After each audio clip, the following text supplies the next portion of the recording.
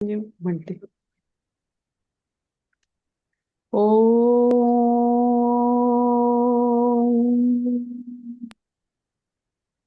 ओ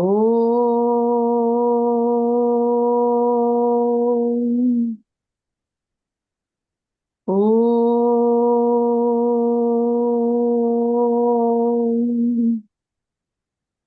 ॐ गणानां त्वा गणपतिगुं हवामहे कविं कवीनाम् उपवश्रमस्तमम् ज्येष्ठराजं ब्रह्मणां ब्रह्मणस्पत आनः शृण्वन्नोतिभिः सीदसादनम् सदाशिवसमारम्भां शङ्कराचार्यमध्यमाम् अस्मदाचार्यपर्यन्तां वन्दे गुरुपरम्पराम् ॐ भद्रं कर्णेभिः शृणुयाम देवाः भद्रं पश्येमाक्षभिर्यजत्राः स्थिरैरङ्गैः स्तुष्ट्वागुंसस्तनूभिः व्यशेम देवहितं यदायुः स्वस्ति न इन्द्रो वृद्धश्रवाः स्वस्ति न पूषा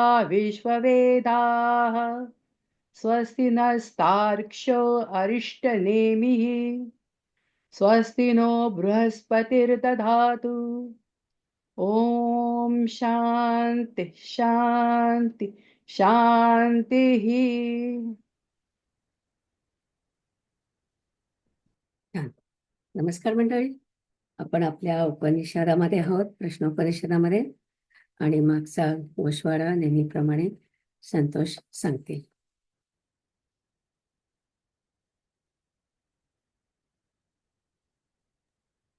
हे दिसतंय? आलं नाही अजून? आता आलं.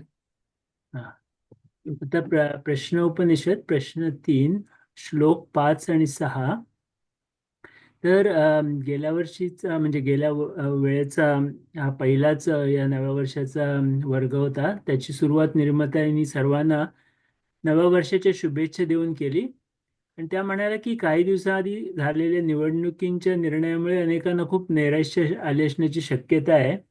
आणि असंही वाटलं असेल की अमेरिकेतील बहुमती लोक आपल्यापेक्षा वेगळ्या विचाराचे असावेत.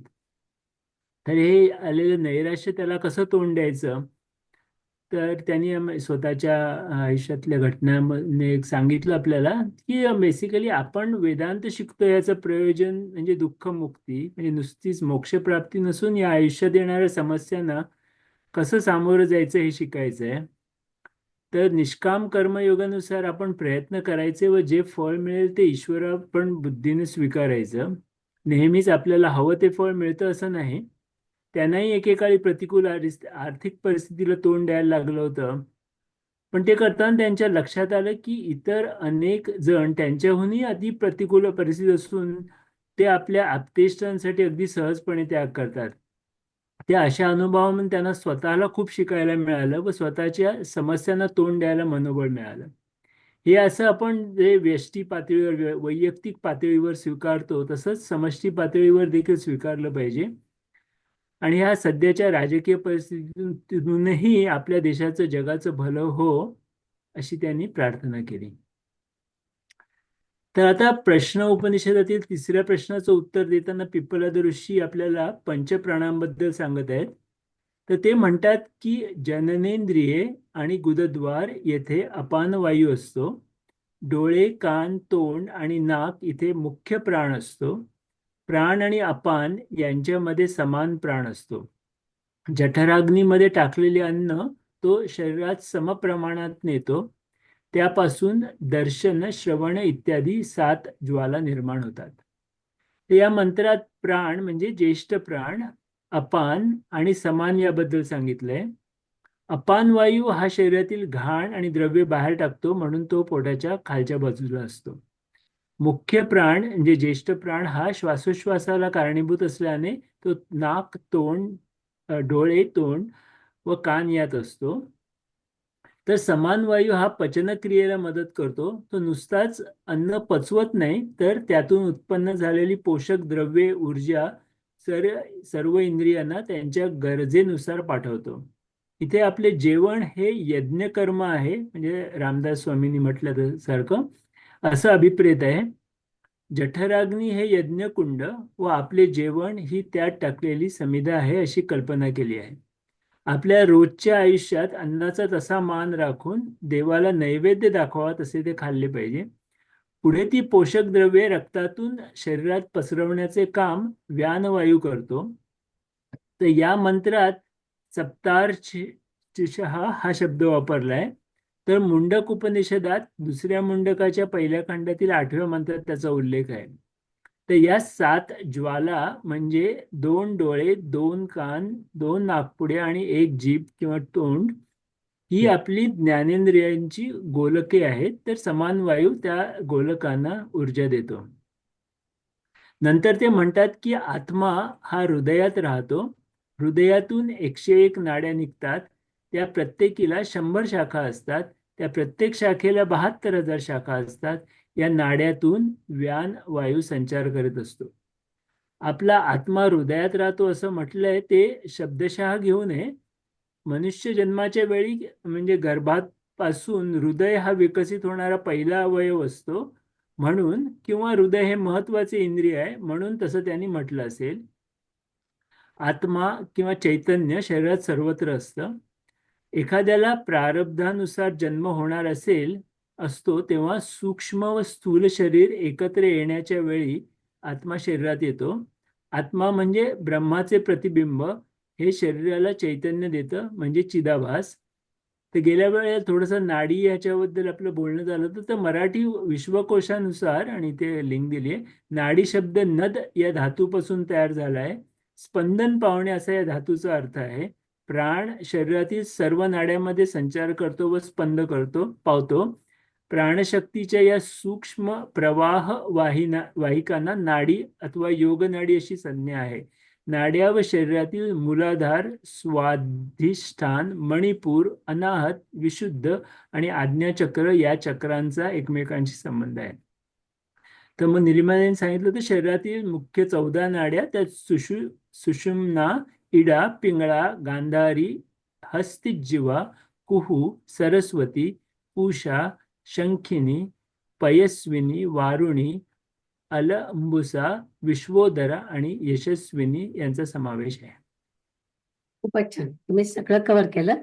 आणि मी म्हटलं तसं आज मी शेवटचा जो मंत्र होता 3.6 तो मी आज पुन्हा घेणार आहे, कारण त्याच्याबद्दल थोडे आपल्याला प्रश्न होते म्हणून. तर तो आधी मी घेऊन आणि मग आपण पुढे जाऊ शकतो. तर आता मी माझा स्क्रीन शेअर करते.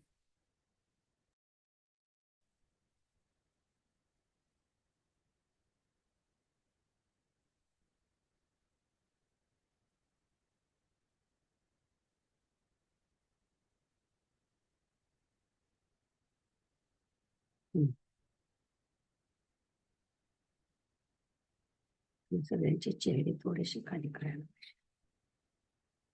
वरती करा.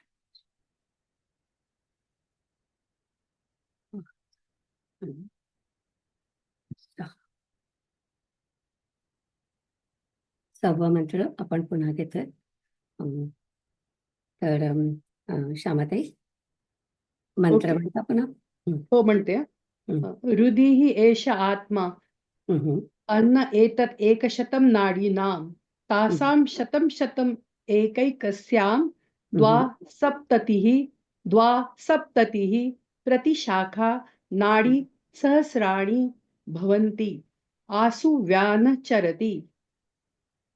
व्यान जो आपला वायू आहे त्याच्याबद्दलचा हा मंत्र आहे. मगाशी संतोषने सांगितलं त्या पहिल्या मंत्र जो होता त्याच्यामध्ये आपण पाहिलं की मुख्य प्राण, आणखीन अपान वायू आणि समान वायू, तीनचं आपण त्या पहिल्या 3.5 मध्ये पाहिलं. आता हा जो पुढचा मंत्र आहे याच्यामध्ये त्यांनी व्यानाच्या बद्दल सांगितलेलं आहे. तर व्यान खूप महत्वाचा आपल्या शरीरातला वायू आहे. एक तर म्हणजे तो हवेसारखा सगळीकडे हिंडू शकतो, एक गोष्ट म्हणजे. आणि दुसरं म्हणजे तो आपल्या नाड्यांमध्ये जाऊ शकतो. आणि मागच्या वेळी आपलं जे डिस्कशन झालं होतं त्याच्याबद्दलही मला थोडंसं सांगायचंय की आपण जे म्हटलं की नाडी म्हणजे काय, तर मग त्याच्यावरती आपलं थोडं डिस्कशन झालं. तर आपल्या ह्याच्यामध्ये 2 डॉक्टर आहेत. एक म्हणजे माधवी, तिने आयुर्वेद डॉक्टर आहे ती. आणि सुरेखा बोलली होती की ॲलोपॅथी म्हणजे इथली डॉक्टर आहे. तर दोघींनी आपल्याला नाडीच्या बद्दल सांगितलं. आणि मला त्याच्याबद्दल बरंच म्हणजे कुतूहल होतं. तर मग मी आणखी थोडंसं रिसर्च केला. आणि त्याच्यावरून आपले जे शंकराचार्य होते, आदि शंकराचार्य, त्यांचे एक शिष्य, तर त्यांचं नाव आहे आनंदगिरी. आणि तुम्ही जेवढ्या शंकराचार्यांच्या जेवढे हे आहेत, भाष्य आहेत, त्या सगळ्या भाष्यांवरती आनंदगिरींनी पुन्हा भाष्य लिहिली आहेत. आणि त्यांनी म्हणजे ते सगळं सोपं करून सांगायचा प्रयत्न केलेला आहे. तर जेव्हा आपल्याला रेफरन्स हवा असतो की शंकराचार्यांनी सांगितलं म्हणजे त्यांनी सगळ्या वैदिक जे काय विद्यार्थी आहेत त्यांना सांगण्यासाठी केलेलं आहे. तर आपल्याला जेव्हा जास्त समजून घ्यायचं आहे तेव्हा आपण आनंदगिरींचं जे काय स्पष्टीकरण आहे तिकडे आपण बघतो. तर ते मी बघायला गेले होते. आणि त्याच्यामध्ये आनंदगिरींनी असं सांगितलंय की नाडी म्हणजे पोकळ जी काय म्हणजे ट्यूब असते, तसं पोकळ जी काय जागा असते आणि ज्याच्यातून वायू जाऊ शकतो, अशी जी पोकळ जागा असते त्याला नाडी म्हणतात. अशी आनंदगिरींची व्याख्या आहे. आणि मला ती बरोबर वाटते. म्हणजे जसं सुरेखा म्हणाली की म्हणजे फक्त रक्तासाठीच नाही, आपल्या नर्वस सिस्टमसाठी किंवा फुफ्फुसामध्ये ब्रॉन्काल ज्या काय असतात तशा, त्या सगळ्यांना सुद्धा आपण नाड्या म्हणू शकतो. तर म्हणजे हे सगळं एकत्र येत आहे त्याच्यामुळे. म्हणून आपण नाडीची व्याख्या आपण एवढीच करायची की पोकळी जी असते ती पोकळी म्हणजे आपल्या शरीरातली पोकळी, तर त्याला आपण नाडी म्हणायचं. आणखीन पण आपल्या जेव्हा आपण वर्गात आहोत, कारण या मंत्रामध्ये हे आता ह्याच्यातून वेदामधून आलाय, ते काय आपण बदलू शकत नाही. तर हा मंत्र आपण शिकतोय तेव्हा आपण नाडी हा शब्द वापरणार आहे. पण आपल्या मनात ते क्लिअर होण्यासाठी आपण कशाबद्दल बोलतोय, तर म्हणून आपण नाडी याचा अर्थ पोकळ जागा, आणि त्या पोकळ जागेतून वायू जाऊ शकतो असं आनंदगिरींनी आपल्याला सांगितलंय. आणि दॅट मेक्स सेन्स की आपण जे काय म्हणत होते, माधवीजी म्हणत होती किंवा सुरेखा म्हणत होती, ते सगळं एकत्र येत आहे. आपल्याकडे आणखी 1-2 डॉक्टर्स आहेत, म्हणजे कधीतरी जर का लागलं तर आपण त्यांना पण प्रश्न विचारू शकतो. म्हणजे आपल्याला जे काय माहिती मिळेल ती ऑथेंटिक माहिती मिळावी असं मला वाटत असतं. तर आता त्याच्यावरून आपण पुढे जाऊ. आजचा जो मंत्र श्यामाताईंनी म्हटला त्याच्यावरून आपण सुरुवात करू. पहिला आपला आहे वृद्धी येश आत्मा. आत्मा हा हृदयात राहतो. आणि हृदयात राहतो म्हणजे हृदया आकाशमध्ये राहतो. म्हणजे हृदयाकाश असा शब्द आहे. तर हृदयाकाश म्हणजे आपल्या हार्टमध्ये जिथे काही जागा असेल तिथे तो आत्मा राहतो, असा एक कॉन्सेप्ट आहे. तर आणि त्याला का महत्वाचं आहे की कारण जेव्हा एखादी बेबी तयार होते अगदी सुरुवातीला, तर तेव्हा आपला जो काय ब्रह्म आहे, ब्रह्माचं प्रतिबिंब तिथे पडलंय असं म्हणतात. आणि म्हणजे बेसिकली आत्मा ज्याला आपण म्हणतो, आणि त्याला आपण चिदाभास असं म्हणतो. 2 शब्द आपल्याला लक्षात ठेवायचे आहेत. एक म्हणजे हृदयाकाश, खूप ठिकाणी हा वापरला जातो. आणि दुसरा शब्द म्हणजे चिदाभास. आणि चिदाभासाचा अर्थ आहे की जिथे ब्रह्माचं प्रतिबिंब पडतं, ती जागा म्हणजे चिदाभास. तर हे 2 गोष्ट आपल्याला पहिला जो आपला भाग आहे मंत्राचा त्याच्यातून कळलं. तर आणि मग आता आपण पुढे जाऊया. तर पुढे जाण्याच्या आधी मला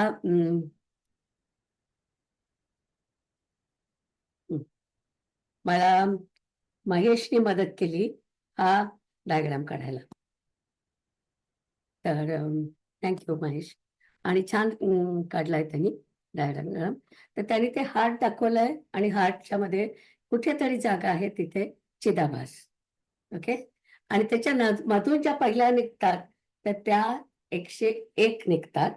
पण 101 पैकी मी तुम्हाला म्हटलं तसं आपली जी सुषुम्ना असते, सुषुम्ना नाडी, त्याच्या शाखा होत नाहीत. म्हणून आपण म्हणतो तिथून 100 निघतात. 100 हा शब्द कसा आला? कारण की एक जी आहे, आता मी तुम्हाला दुसरा डायग्राम दाखवते. आता हा जो डायग्राम तुम्ही खूप ठिकाणी पाहिला असेल, याच्यामध्ये त्यांनी दाखवलंय सुषुम्ना नाडी जी अगदी खालून सुरू होते आणि ती वरपर्यंत म्हणजे आपल्या डोक्यापर्यंत जाते. तर ती जी नाडी आहे त्याला सुषुम्ना नाडी म्हणतात. ती पण लक्षात ठेवायची, कारण पुढच्या याच्यामध्ये आपण सुषुम्ना नाडीबद्दल परत बोलणार आहोत. तर ह्या महत्वाच्या ज्या असतात वेदामध्ये, त्या वेदासनामध्ये या महत्वाच्या असतात की इडा, पिंगला आणि सुषुम्ना. तर सुषुम्ना नाडी आपण जेव्हा पुन्हा त्या आधीच्या डायग्रामवर जाते, याच्यामध्ये आपल्याला दाखवलं की त्यांनी आपल्या हृदयामधून म्हणजे चिदाभासामधून एवढ्या 100 नाड्या, 101 नाड्या निघतात. पण त्याच्यापैकी आपण 100च काउंट करणार आहोत, कारण ही जी सुषुम्ना नाडी आहे त्याचे आपण भाग बघणार नाहीये. पण ह्या बाकीच्या ज्या निघतात मुख्य नाड्या, त्याच्यामधून प्रत्येक नाडीमधून आणखीन 101 101 अशा छोट्या नाड्या निघतात. तर त्या छोट्या असतात त्यांना आपण शाखा नाड्या म्हणतो. शाखा नाड्या इथे वरती लिहिलंय त्यांनी. तर पहिल्या मुख्य नाड्या, नंतर त्याचे जे भाग होतात त्याला त्यांनी शाखा नाड्या असं म्हटलंय. आणि त्या शाखा नाड्या ज्या आहेत त्यांचे सुद्धा छोटे छोटे छोटे भाग होतात, अगदी छोटे असतात भाग, तर ते पण असतात, त्यांना आपण सूक्ष्म नाड्या म्हणतो. तर असे 3 लेव्हल आपल्या नाड्यांचे त्यांनी सांगितलंय. पहिल्या निघतात त्या हृदयातून निघतात, त्यांना मग पुन्हा पिल्ल होतात, आपण मागच्या वेळी म्हटलं तसं. तर त्या पिल्लांना आपण शाखा नाड्या म्हणतो. आणि त्याच्यानंतर त्याच्यापासून प्रत्येक त्या शाखा नाडीचे 72,000 भाग होतात. प्रत्येक या नाड्या आहेत त्यांचे 72,000 भाग होतात. म्हणजे या ज्या सूक्ष्म नाड्या म्हटल्या त्या खूप होतात, प्रचंड होतात. तर असं आपल्याला त्याच्यामध्ये सांगितलेलं आहे. तर तेच मी इथे शब्दात सांगायचा प्रयत्न केला होता, पण मला वाटलं की चित्र असलं की आपल्याला जास्त सोपं जातं. म्हणून इथे आपण म्हटलंय की हृदयामधून 100 नाड्या निघतात आणि त्या प्रत्येक नाडीच्या 101 शाखा होतात. आता इथे त्यांनी शतम शतम असं आपला जर श्लोक पाहिला तर त्याच्यामध्ये शतम शतम असं म्हटलंय. ते एवढ्यासाठी म्हटलंय की हजारापासून हजार निर्माण होतात. सॉरी, चुकलं माझं. 100पासून 100 निघतात. तर तो मला इथे करेक्शन करायला पाहिजे. शत म्हणजे 100. तर 100पासून 100 निघतात, म्हणून त्यांनी तसं म्हटलंय शतम शतम. आणि मग त्यांच्यामधून त्यांनी म्हटलंय प्रतिनाडी. प्रतिनाडी म्हणजे आणखी ज्या छोट्या नाड्या असतात त्या. तर त्या छोट्या नाड्या किती होतात ते आपल्याला आता सांगितलं होतं की प्रत्येक शाखा नाडीमधून 72,000 आणखी शाखा निघतात. त्याच्या आणखी शाखा निघतात त्याला आपण सूक्ष्म नाडी म्हणतो. त्याला 3 शब्द आहेत ऍक्च्युअली. मी त्या मुख्य जो डायग्राम होता त्याच्यामध्ये मी सांगितलं होतं की त्यांना 3 शब्द आहेत. एक म्हणजे सूक्ष्म नाड्या, दुसरं म्हणजे अल्प नाड्या, किंवा तिसरा शब्द आहे प्रतिशाखा नाड्या. तर या ज्या अगदी छोट्या छोट्या छोट्या असतात त्यांना असे 3 शब्द आहेत. तर 3 लेव्हल आपले बघितले आपण. आधी 100, मग 101 आणि नंतर मग 72,000 असं त्याचं स्प्लिट होत राहतं. तर ते आपण मागच्या वेळी बघत होतो. मी पुन्हा त्या आपल्या महत्वाच्या मंत्राकडे जाते. तर तिथे मग मी म्हटलं होतं की त्याच्यामधून अप्रॉक्सिमेटली इथे मी असं म्हणते की 72 कोटी 72 लाख असं मी अप्रॉक्सिमेटलं आहे. त्याच्यानंतर 10,201 असा एक आणखीन ऍडेड नंबर येतो तिथे. तर तो अप्रॉक्सिमेटली आपण म्हणतो की साधारण 72 कोटी एवढ्या नाड्या आपल्या छोट्या नाड्या आपल्याकडे असतात.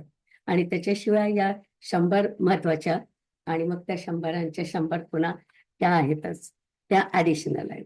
अशा खूप नाड्या आपल्या शरीरामध्ये असतात आणि त्या सगळ्या नाड्यांमधून हा जो वायू आहे हा जात असतो आणि तो म्हणजे किती छान काम करतो तो, की हृदयातलं म्हणजे जे काही आपण इथे रक्ताची गोष्ट करूया आधी, की हृदयातलं रक्त सगळीकडे पोचवायचं. आपल्या बोटाच्या टोकापर्यंत तो सगळं घेऊन येतो, आपल्या चेहऱ्यामध्ये सगळं घेऊन येतो, सगळीकडे पायाच्या अंगठ्यापर्यंत तो सगळे हे जे रक्त असतं ते सगळं वाहत असतं. तर ते सगळं घेऊन जाण्याचं काम व्यान वायू करतो. म्हणून आपल्या दृष्टीने तो खूप महत्वाचा आहे, की तो सगळ्या शरीरात असतो. आणि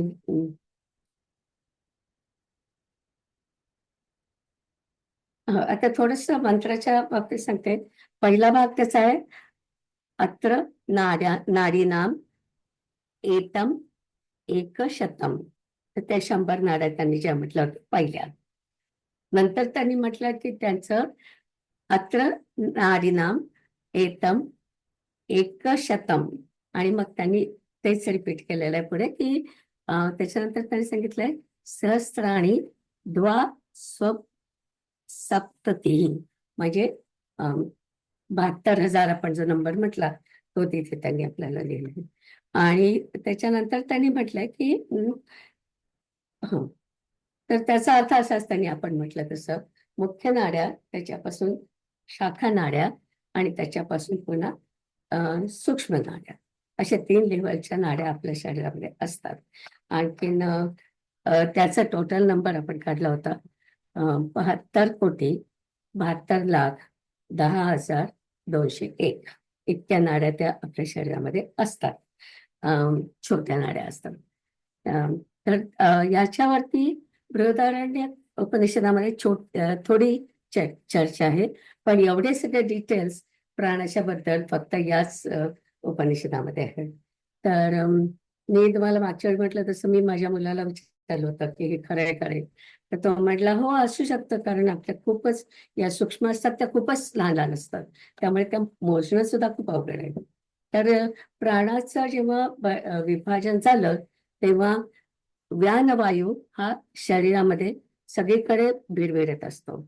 आणि त्याचं उदाहरण आपण आता पाहिलं ते, समजा रक्ताच्या नाड्या असतील, त्या रक्ताच्या नाडीमधून तो सगळीकडे रक्त जाईल हे बघत असतो.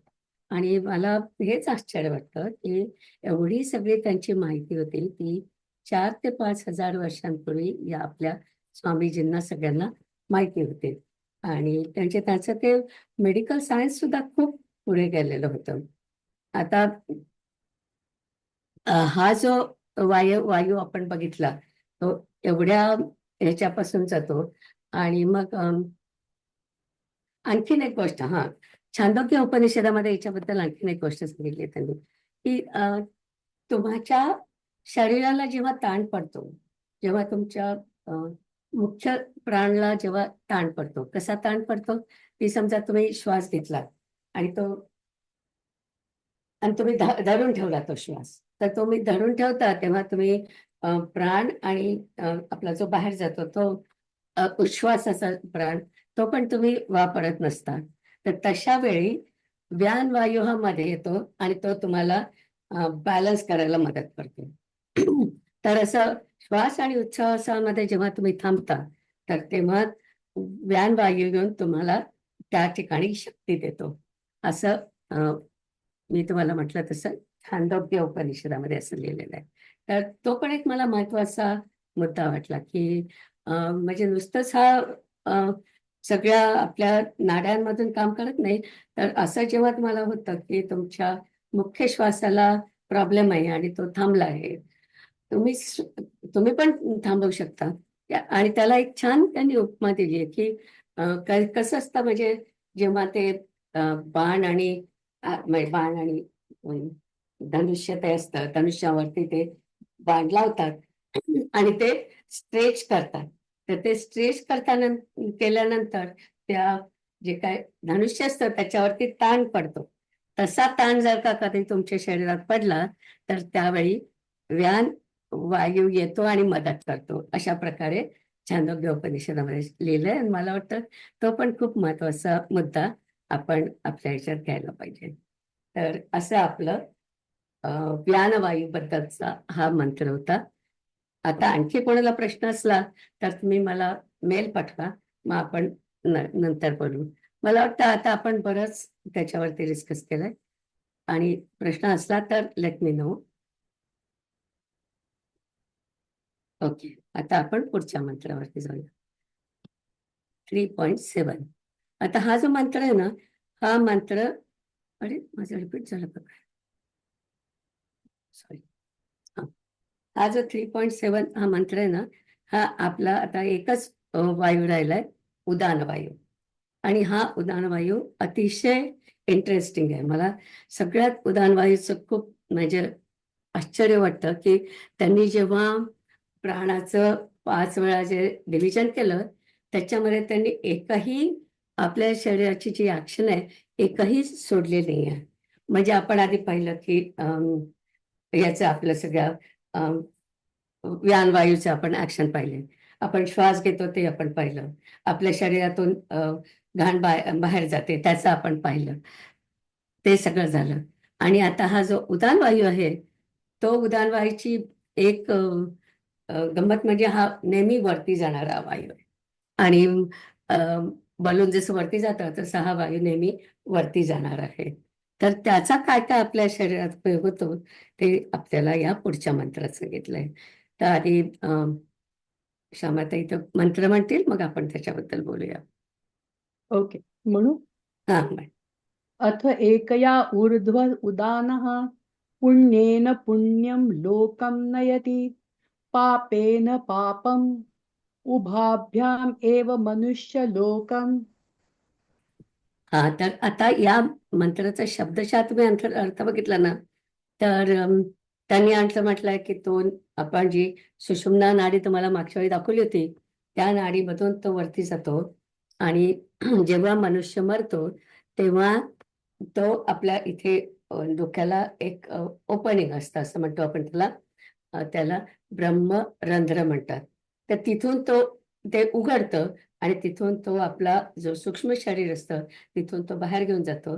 आणि समजा ज्या लोकांनी पुण्य केलं असेल ते स्वर्गात जातात किंवा ब्रह्मलोकात जातात.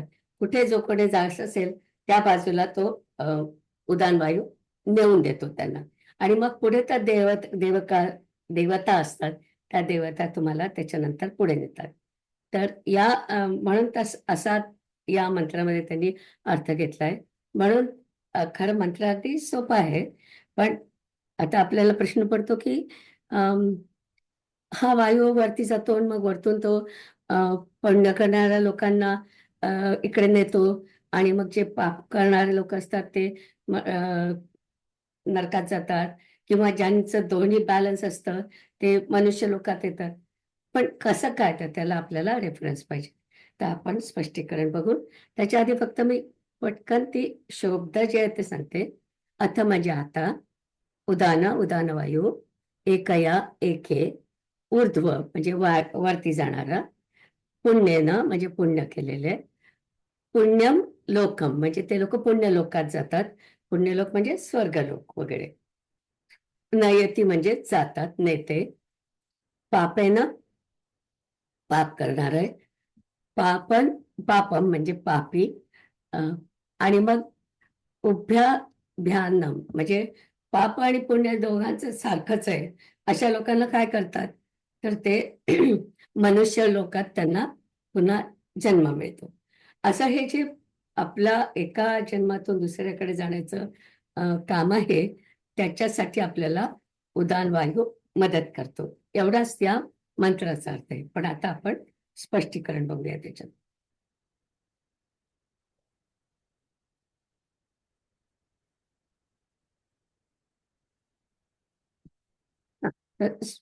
सुरुवातीला मी म्हटलं तसं उदान वायू म्हणजे उडान असं मी लक्षात ठेवते की जो वरती जातो ते, आणि तो नेहमीच वरती जात असतो.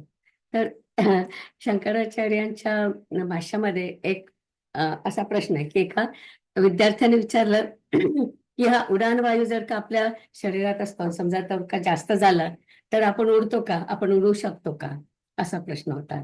तर त्याच्यावरती आपल्या शास्त्रामध्ये जे उत्तर आहे ते शंकराचार्यांनी सांगितले की तो तसं करत नाही, कारण आपली जी पृथ्वी आहे तिला पृथ्वीकडे ओढून घेण्याची शक्ती आहे.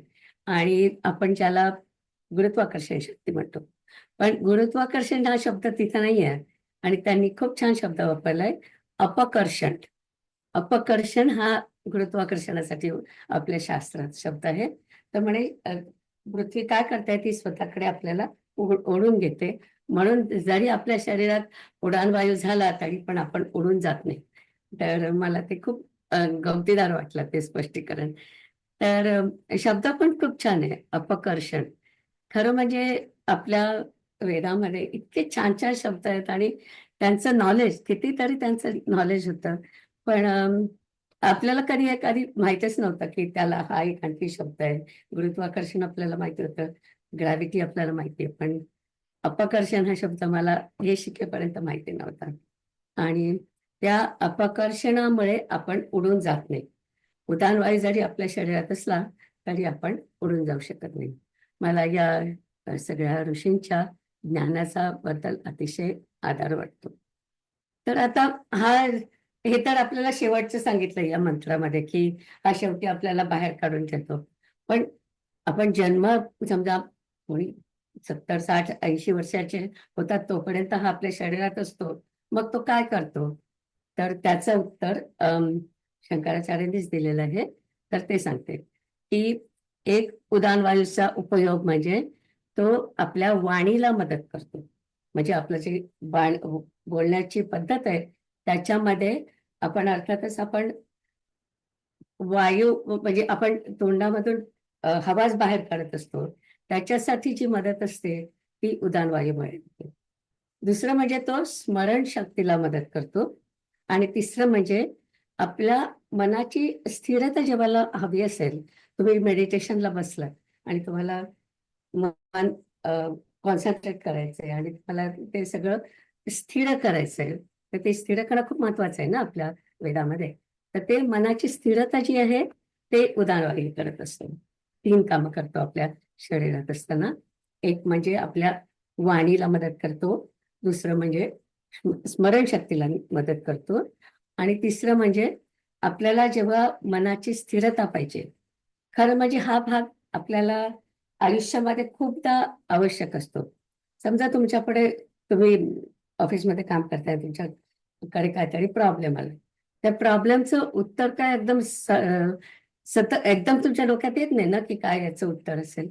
तेव्हा तुम्हाला मनाची स्थिरता लागते आणि त्याच्याप्रमाणे तुम्हाला सगळ्या बाजूने विचार करावा लागतो, जे काय तुमच्याकडे प्रॉब्लेम आला असेल त्याच्याप्रमाणे.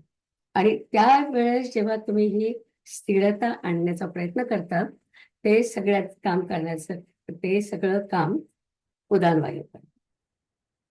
मनाची स्थिरता तेव्हा आपल्याला लागेल मेडिटेशन करताना, किंवा काही प्रॉब्लेम्स आले आपल्याकडे, कधी कधी मल्टिपल प्रॉब्लेम्स आपल्याकडे येतात आणि मग तेव्हा आपल्याला एकाच प्रॉब्लेमवरती फोकस करायचं असतं. की आता एक ऑफिसमध्ये बसलेला आहात आणि हा हे म्हणतो, तो ते म्हणतो, तो ते म्हणतो, 4 प्रॉब्लेम तुमच्याकडे येतात. तेव्हा तुम्ही एक एक प्रॉब्लेम एका वेळी हँडल करत असता आणि तसं करत असताना तुम्हाला मन स्थिर लागतं. आणि ती जी स्थिरता आहे ती उदानवायूमुळे आपल्याला मिळत असते. आणखीन एक अगदी महत्वाची, ऍक्च्युली आणखीन 2 गोष्टी. उदानवायू आणखीन एक महत्वाची गोष्ट करतो, ते म्हणजे आपल्या शरीरामध्ये उष्णता निर्माण करतो. आणि उष्णता निर्माण करतो. आणि जेव्हा एखाद्या व्यक्ती मरायला जात असेल, तेव्हा आपण म्हणतो आता तिचं शरीर थंड होत चाललं, थंड होत चाललं. का तिचं थंड होतं? कारण की हा जो उदानवायू असतो हा त्या सूक्ष्म शरीरातून बाहेर गेलेला असतो. त्याच्यामुळे तुमचं शरीर हळूहळू थंड होत जातं. तर ही शरीरातली उष्णता निर्माण करण्याचं काम सुद्धा उदानवायू करतो. आणि शेवटचं महत्वाचं काम म्हणजे एखादी व्यक्ती मेल्यानंतर, मरणानंतर पुढे काय करायचं, त्या सगळ्या गोष्टी हा आपला उदानवायू करत असतो.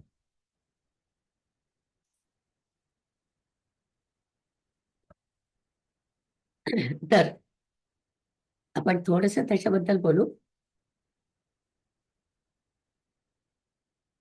हा. पुन्हा आपला हा ओके हा तुम्ही मगाशी बघितलं होतं. एखाद्या व्यक्तीचं प्रारब्ध कर्म संपलं. जेव्हा त्या व्यक्तीचं प्रारब्ध कर्म संपतं तेव्हा अं, आपला जो प्राण असतो त्याला माहिती असतं की आता त्याला बाहेर जायचं शरीरातून. याचा जो काही आपण आत्मा म्हणतो, पण आत्मा काहीच करत नाही. आत्मा फक्त म्हणजे आपलं शरीर विघट होतं आणि मग तो आत्मा आणि ब्रह्म एकत्र होतं. आत्मा काहीही करत नाही. पण बाकीचं जे आपलं सूक्ष्म शरीर आहे, सूक्ष्म शरीरामध्ये आपलं आणि कारण शरीर, या दोन गोष्टी आपल्या शरीरातून बाहेर जातात. शरीर म्हणजे स्थूल शरीर आणि त्याच्यामध्ये आपलं असतं सूक्ष्म शरीर आणि आपलं असतं कारण शरीर. तर कारण शरीर तुमचं सगळं तुम्ही पाप केले, पुण्य केले, सगळं ते हिशोब तो ठेवत असतो. तर तो पण त्याला पण पुढे जायला पाहिजे असतं. आपली जी इंद्रिय असतात त्या इंद्रियामध्ये म्हणजे बाहेरचे असतात त्याला आपण गोलक म्हणतो, की आपले जे डोळे आहेत, ऍक्च्युली डोळ्याचे जे बुबुळ आहेत जिथून आपल्याला दिसतं ते सगळे तर म्हणजे स्थूल आहेत ते तिथे राहतातच तसे. पण आपल्याला ज्याच्यामुळे दिसतं ती जी इंद्रियाची जी शक्ती आहे ती शक्ती, कानामुळे ऐकू येतं ती जी शक्ती आहे, या ज्या सगळ्या शक्ती आहेत त्या सगळ्या एकत्र होतात. तर त्याचं असं म्हटलं जातं की आजच मी कुठेतरी लिहून ठेवलं.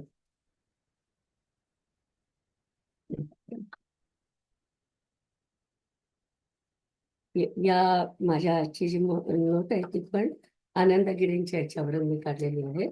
तर हं. ते म्हणतात की जेव्हा व्यक्ती मरायला टेकते तेव्हा आपले जे काय आत्ता जे तुम्हाला म्हटलं की आपल्याला ज्याच्यामुळे ऐकू येतं, ज्याच्यामुळे दिसतं, या ज्या शक्ती आहेत इंद्रियांच्या त्या सगळ्या शक्ती आपल्या मनाकडे जातात आणि मन प्राणाकडे जातं आणि प्राणाकडे जाऊन हे जे सगळं पॅकेज आहे हे पॅकेज ते उदान वाईला बोलवतात, चल आता तू आम्हाला इथून उडवून निर्भरते. तर मग तो काय करतो उदान वायू, त्याला डोक्यामधून बाहेर जायचंय कारण इथे आपलं म्हटलं ते ब्रह्मरंध्र जे आहे ते आपल्या इथे डोक्याच्या मध्ये असतं. तिथून त्याला वरती घेऊन जायचंय. मग कसं न्यायचं, तर तो उदानवायू कुठे असेल तिथून तो सुषुम्ना नाडीमध्ये येतो आणि सुषुम्ना नाडीतून त्याला डोक्यापर्यंत त्याला जाता येतं. रस्ता तिथपर्यंत त्याला मिळतो की डोक्यापर्यंत जाता येतं आणि मग तिथून बाहेर जायचं काम आहे कारण तो नेहमीच वरती उडत असतो. त्यामुळे तो जेव्हा उडतो तेव्हा त्या सूक्ष्म शरीराला आणि कारण शरीराला दोन्हीला घेऊन तिथून तो बाहेर जातो. आणि जेव्हा तो तिथून बाहेर जातो आणि मग तिथे आपल्याला असं म्हटलं जातं की आपल्या अंतराळात सगळीकडे देवता असतात आणि त्या देवता तुम्हाला गाईड करतात की तुम्ही कुठे कसं तुम्ही स्वर्गात जाता. म्हणजे हा कारण शरीराला माहिती असतं काय या व्यक्तीला कुठे जायचं आहे, कारण स्वर्गात जायचंय काय, तिला ब्रह्मलोकात जायचंय किंवा पितृलोकात जायचंय कुठे. तर ते सगळं त्याला माहिती असतं, त्याच्याप्रमाणे तिथपर्यंत उदानवायू घेऊन जातो आणि मग तो अंतराळामध्ये तो सामील होऊन जातो. तर अशा प्रकारचा हा उदानवायूचा प्रवास असतो. पण हे कोणासाठी होतं, सगळ्यांचा जीव इथून जातो का, तर नाही. जे पुण्यात्मे आहेत, ज्यांनी जन्मभर पुण्य केलेलं आहे त्यांचा जीव इथून जातो. मग आता प्रश्न दुसरा की आता समजा एखादा पापी माणूस आहे, मग त्याचा जीव कुठून जातो बाहेर, तर आपला जो हा उदयन वायू आहे तोच आत्ताचं जे पॅकेज म्हटलं ते पॅकेज घेऊन तो एकतर डोळ्यातून बाहेर नेतो किंवा कानातून बाहेर नेतो असं आपल्या शास्त्रामध्ये म्हटलेलं आहे. तर जे लोक पुण्य करतात ते पुण्य करणारे लोकांचा जीव डोक्यातून बाहेर जातो आणि बाकीचे जे लोक आहेत त्यांचा जीव जातो तो आपल्या वेगवेगळ्या म्हणजे इंद्रियांमधून बाहेर जातो, कानातून जातो किंवा डोळ्यातून जातो. तर ह्याच्यामध्ये आपल्या शरीरामधून ज्या काही गोष्टी बाहेर जातात, कारण शरीर आणि सूक्ष्म शरीर, तर त्याला जीवात्मा म्हणतात. आपण लक्षात ठेवायचा शब्द जीवात्मा म्हणजे कारण प्लस सूक्ष्म शरीर. आणि अर्थातच तुम्ही जर का आत्मा म्हटलं तर त्यावेळेस आत्मा पण आपल्या शरीरातून बाहेर जाणार असतो, पण तो जाताना सांगून जात नाही की मी आता आत्मा आहे, मी विचार चालवणे. या शरीरामध्ये आता जर का अं, कसं असतं म्हटलं मला, काशाची नेहमी गोष्ट सांगतो आपण, की एखाद्याचं का मडकं आपण पाण्यात ठेवलं, नदीमध्ये ठेवलं आणि ते फुटलं तर त्याचं पाणी कुठे जातं? नदीमध्ये जातं. तसं ब्रह्म सगळीकडेच आहे. आणि मग आपल्या शरीरात जो आत्मा आहे तो पण ब्रह्माचाच एक भाग आहे. तर जेव्हा आपलं शरीर मरतं तेव्हा तो जो आत्मा असतो तो ब्रह्मामध्ये विलीन होतो. तर अ, आणि अर्थातच पाणी जसं म्हटलं याच्यातलं पाणी, घटातलं पाणी आणि नदीतलं पाणी हे तर एकच असतं. आणि तसं आपला आत्मा जरी आपल्या शरीरात असला तरी तो पण एक ब्रह्माचाच भाग आहे. तर तो त्याच्यामध्ये विलीन होतो. आणि मग अम, आपण पुण्यात्माबद्दल बोललो, आपण ज्यांनी पाप केलं त्याच्याबद्दल बोललो, आणि आता ज्यांनी काहीच नाही केलं बिचारे अगदी सात्विक लोक आहेत, सात्विक काही नाही म्हणता येणार, नॉर्मल लोक आहेत. तर त्यांचं पण पुण्य सारखंच आहे. कधी कधी थोडं थोडं पाप केलेलं आहे की ते इंडियामध्ये असतं ना, ते गॅसवाले येतात आणि गॅसवाल्याला पैसे द्यावे लागतात. तशा प्रकारचे छोटे छोटे पाप असतात आणि छोटे छोटे पुण्य असतात. तर अशा लोकांचं मग काय होतं की त्यांना दुसरा मनुष्याचाच जन्म घ्यायचा असतो. तर तेव्हा हे जे सूक्ष्म शरीर आहे आणि कारण शरीर आहे त्यांना सांगितलं जातं की आता तुम्हाला जाऊन दुसऱ्या देहामध्ये बसायचं आहे. तर ते जे जाण्याचं आहे ते पण आपल्याला उदान वायू मदत करतो, की ओके आता इथून निघालो आपण, आता कुठे जायचंय? तर मग दुसऱ्या देहामध्ये जायचंय. मग तिथून ते त्या जीव जो असतो त्याचा दुसरा जन्म सुरू होतो. तर असं म्हणून या श्लोकामध्ये त्यांनी म्हटलंय की जर का पुण्य केलेलं असेल तर ते उदान वायू तुम्हाला बाहेर आणतो डोक्यातून, आणि तुम्ही ज्या काय लोकाला जायचं असेल त्या लोकाला तुम्ही तिथून जाता. आणि बाकीचे जे लोक आहेत त्यांचे जे काय जीव असतात ते डोळे किंवा कान याच्यामधून बाहेर जातात. आणि ते बाहेर जाण्याचं सुद्धा काम उदान वायू करतो, कारण उदान वायूलाच फक्त माहिती असतं की बाहेर कसं जायचं ते. तर तो तिथून त्यांना बाहेर घेऊन जातो. आणि हा सगळा हिशोब आपला कोण ठेवत असतो? तर आपल्या कारण शरीरामध्ये हा सगळा हिशोब ठेवलेला असतो, की तुमचे पाप झालेत का, पुण्य झालेत का. आणि ह्या जन्मातलं तर तुमचं संपलेलंच आहे. तुम्ही जे काय प्रारब्ध घेऊन आलात ते तर सगळं संपलेलंच आहे.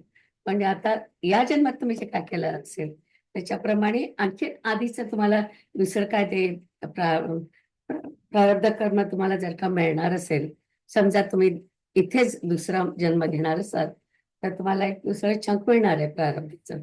ते चंक पण त्या ह्याच्याबरोबर जातं. आत्मा आणि प्राण हे जेव्हा जातात तेव्हाच तुमचं प्रारब्ध कर्म पण तिथे जातं.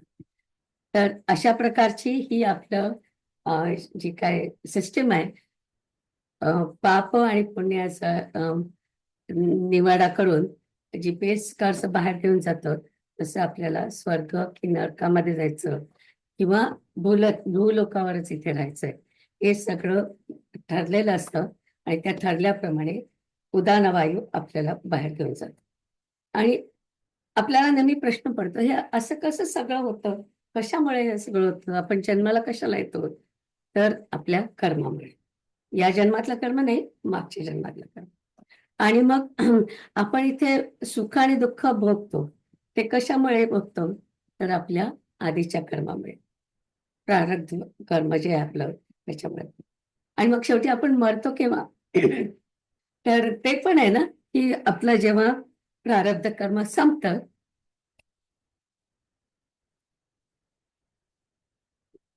तेव्हा मग आपल्याला उदानवायूची की मी त्याला फ्लाईट म्हणते, एक फ्लाईट घ्यायची उदानवायूची आणि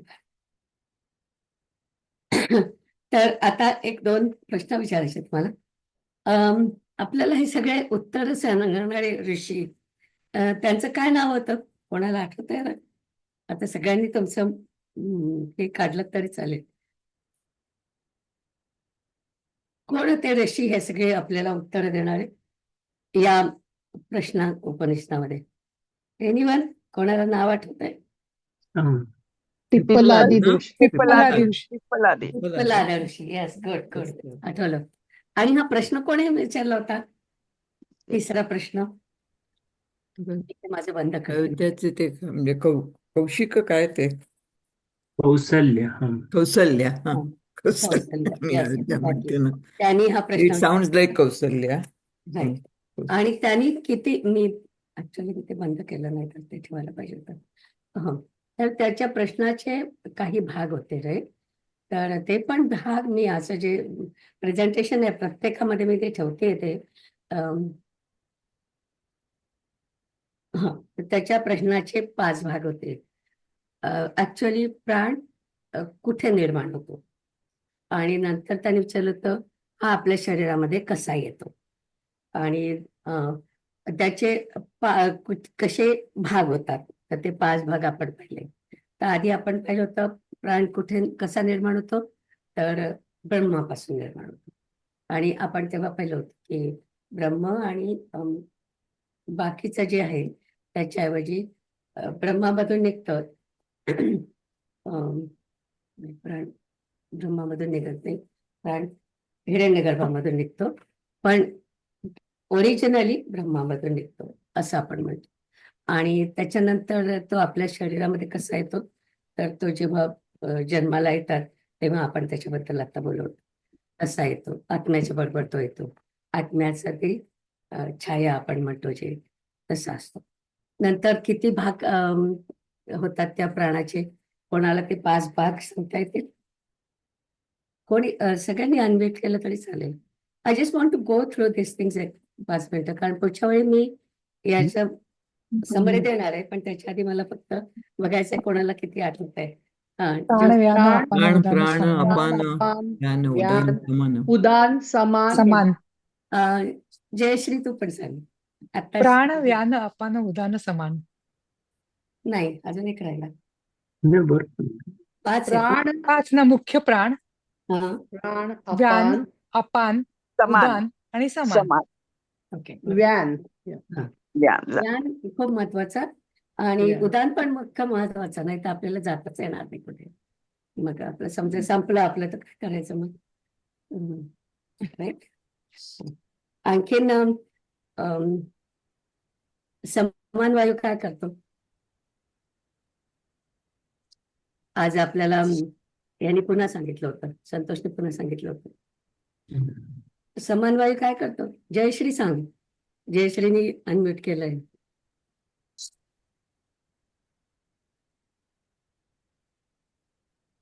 समान म्हणजे आपल्या पोटातला. अन्नपचन. म्हणजे आणखी काय करतो? हो, पण बरोबर आहे. अग्नी. हा, काय करतो समान वायू? अवघड आहे प्रश्न. दुसरं कोणाला माहिती आहे काय करतो समान वायू? तो समान वायू खाल्लेलं अन्न सर्वत्र समत्वाने पोहोचवतो, आणि या Good. प्राणामुळे 7 प्रकाशमय ज्योती उत्पन्न होतात. डोळे 2, कान 2, 2 नाकपुड्या, 1 मुख आणि 7, हे असे 7. Very good, A+. छान सांगितलं. आणखीन आपल्यामध्ये आपण एक म्हणतो की मुख्य प्राण आहे. मुख्य प्राण काय करतो? या 5 पैकी एक खूप मुख्य आहे असं आपण म्हणतो. कोणाला मुख्य म्हणतो आपण? जो नाही घेतला तर आपल्या शरीरात काहीच नाही होणार. श्वास घेतो तो. एक्झॅक्टली. श्वास घेतो तो प्राण मुख्य प्राण आपण त्याला म्हणतो, आणि बाकीच्या प्राणांनी गौरव प्राण आपण. Very good. तेच मला थोडंसं ते पुन्हा यायचं होतं याच्यावरती. आणखीन हे सगळं कशामुळे होतं आपल्या शरीरामध्ये? प्राण कशामुळे येतो? काय असतं कारण त्याचं? एका मंत्रामध्ये हा शब्द आलेला होता, मनोकृतेन. मनोकृतेनं कोणी सांगितलं? मीच सांगितलं. संतोषने सांगितलं. हो, अच्छा, ओके. मला दिसलं नाही कोणी सांगितलं. वा, गुड, व्हेरी गुड. मनोकृतेनं म्हणजे आपल्या जे काही मागच्या जन्मातले आपले काही कर्म असतील त्याच्याप्रमाणे हे होतं. आणि मरतो आपण सुद्धा, ते प्रारब्ध संपलं की आपण मरतो. तर सगळं कर्म कर्म आणि कर्म याच्यामुळे सगळं होतं. तर आणखीन एक मुद्दा होता की हा प्राण आपल्या शरीरात कधी येतो? आपल्याला आपण एक म्हटलं की केव्हा येतो तो आपल्या शरीरामध्ये? जेव्हा आपण कन्सेप्शन होतं तेव्हा. Yes, good. विजयाताई, गुड. हा, तेव्हा जेव्हा ऍक्च्युअली तयार होते बेबी, तेव्हा ते आपल्या शरीरामध्ये प्राण येतो आणि आत्मा येतो तेव्हाच प्राण येतो. Very good. तर आता आपला 7वा मंत्र. आता 7व्या मंत्रामध्ये काही प्रश्न आहेत का? प्रश्न विचारले तरी काही आलेत का?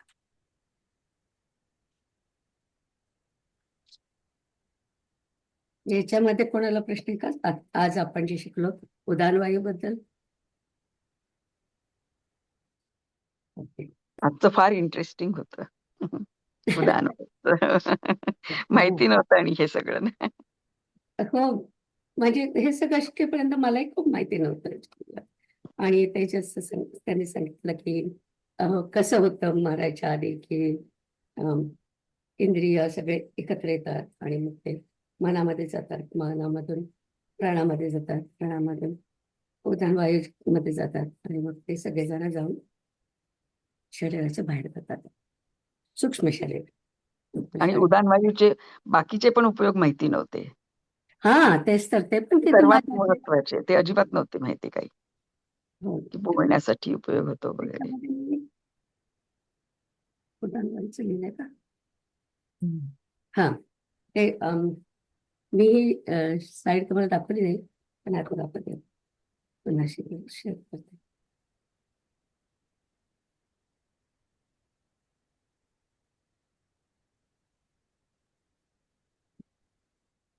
हा, दिसते अशी ही स्लाइड. तर मी याच्यात त्याचे उपयोग लिहिलेले आहेत. आणखीन एक गोष्ट की हा जो उदानवायू आहे हा वॅक्सिन सारखा पण आपल्या शरीरात काम करतो. म्हणजे मी म्हटलं उष्णता निर्माण करतो आणि त्याच्याबरोबर वॅक्सिन सारखा पण काम करतो. आणि जेव्हा आपण पुढचं जे बघणार आहोत की पुढच्या मंत्रामध्ये आपल्याला असं सांगितलं की हे आपल्या शरीरातलं आपण बोललो सगळं की प्राणवायू कुठे येतो, उदानवायू कुठून येतो. पण जेव्हा समष्टी लेवलवरती आपण जेव्हा बघतो तेव्हा समष्टी लेवलवरती आपल्याला या सगळ्याला सपोर्ट कुठून मिळतो? तर त्याच्यामध्ये त्यांनी म्हटलं होतं की सूर्यापासून आपल्याला मुख्य प्राणाला, आणखीन उदानवायूला, आणि उदानवायूमध्ये उष्णता असते म्हटलं ना, ती उष्णता येते ती सूर्यापासून येते. नंतर व्यानवायू हा अंतराळात असतो, तो सगळीकडेच असतो. नंतर समान वायू पण अंतराळात असतो आणि अपान वायू मात्र हा आपल्याला पृथ्वीमधून मिळत असतो. तर आणि अर्थातच त्याचं वृत्ती पण तीच असते की पृथ्वीकडे जायचं, खाली जायचं, तीच अपान वायूची वृत्ती असते. का बरं ही काढली स्लाइड?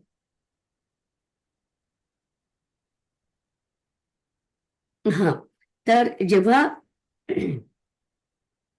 हा उदान वायू जेव्हा याच्यात असतो, हवेमध्ये असतो, तर आपल्याकडे जसं म्हणतात ना की ओझोन लेअर जे असतं त्याच्यामुळे आपल्याला थोडं प्रोटेक्शन मिळतं. तर तशा प्रकारचं आपल्या शास्त्रामध्ये लिहिलंय की हा जो उदान वायू आहे हा जेव्हा याच्यात असतो, आपल्या हवेमध्ये असतो, दॅट इज लाईक हा जे ओझोन लेवल आहे की ते ज्याच्यामुळे आपल्याला आणखीन प्रोटेक्शन मिळतं. तशा प्रकारचं प्रोटेक्शन देण्याचं काम उदान वायू आकाशात पण करत असतो. तर ते अर्थातच पुढच्या मंत्रामध्ये आहे, पण मला त्याचं रेफरन्स तुम्हाला घ्यायचं होतं की जेव्हा आपण म्हणतो वॅक्सिन सारखं आहे, तर म्हणजे समष्टी लेवलवर सुद्धा तो आपल्याला वॅक्सिन सारखा मदत करत असतो. तर आपण इथे थांबवू शकतो आता. आणि थँक्यू. जयश्री आणि ॲज युजल ज्योत्स्नाला सगळंच माहिती असतं. संतोष आणि क्षमाताई आणि विजयाताई. Good good job. आता हे बंद कर. नाही एक हे करायचं ना, काय? हा नाही प्रार्थना म्हणायची. पाढे बघू. ओम ओम पूर्णमद पूर्णमिदम पूर्णात् पूर्णमुदच्यते पूर्णस्य पूर्णमेवावशिष्यते पूर्णमेवावशिष्यते. ओम शांती शांती शांती. हरिः ओम. श्री गुरुभ्यो नमः. हरिः ओम.